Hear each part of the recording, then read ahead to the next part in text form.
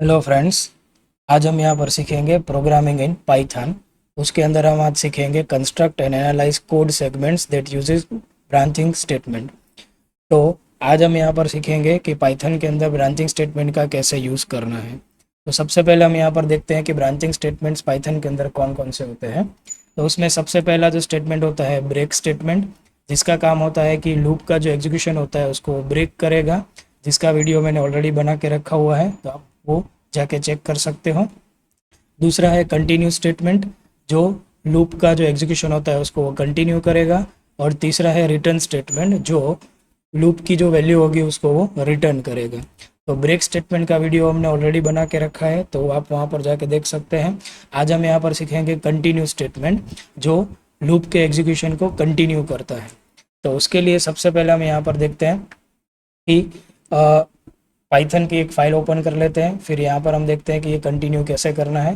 तो उसके लिए एक फोर लूप ले लेते हैं। तो हम यहाँ पर लिखेंगे फोर, फिर एक वेरिएबल ले लेते हैं आई, और फिर यहाँ पर एक रेंज ले लेते हैं for I in range function, और यहाँ पर ले लेते हैं 1 से लेके 10 तक।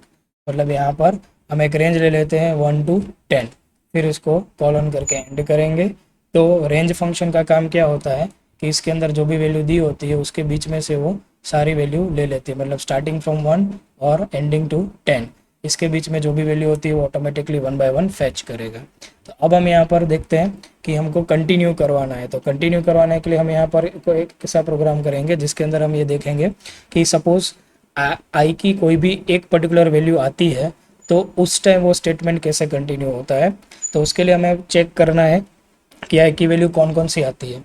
तो चेक करने के लिए हमारे पास इफ स्टेटमेंट है, और हम यहाँ पर लिखेंगे इफ़ आई इक्वल टू करके यहाँ पर लिखेंगे 4। इट मीन्स के ये चेक करेगा कि आई की वैल्यू 4 है या नहीं। तो अगर आई की वैल्यू 4 होगी तो हम यहाँ पर इसको कॉलन से एंड करते हैं, और फिर यहाँ पर हम लिखते हैं कंटिन्यू। तो इसका मतलब ये होता है कि आई की वैल्यू जैसे ही यहाँ पर 4 आएगी, ये लूप को कंटिन्यू करेगा। अब हम यहाँ पर आई की वैल्यू को प्रिंट करवा के देखते हैं कि हमारा आउटपुट कैसे आता है। सो save it and run it.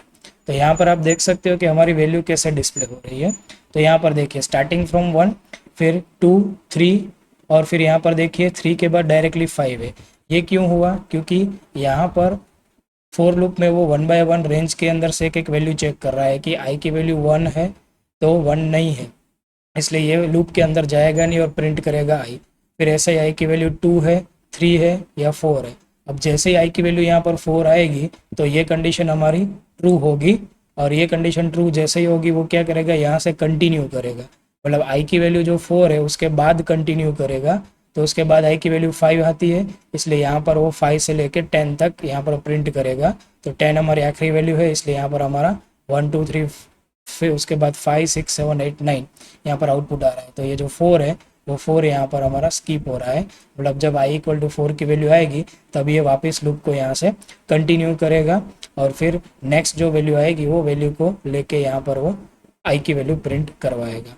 तो इस तरह से हमने यहाँ पर देखा कंटिन्यू स्टेटमेंट जो है वो लूप के एग्जीक्यूशन को वो पर्टिकुलर कंडीशन से कंटिन्यू करता है। So thanks for watching video.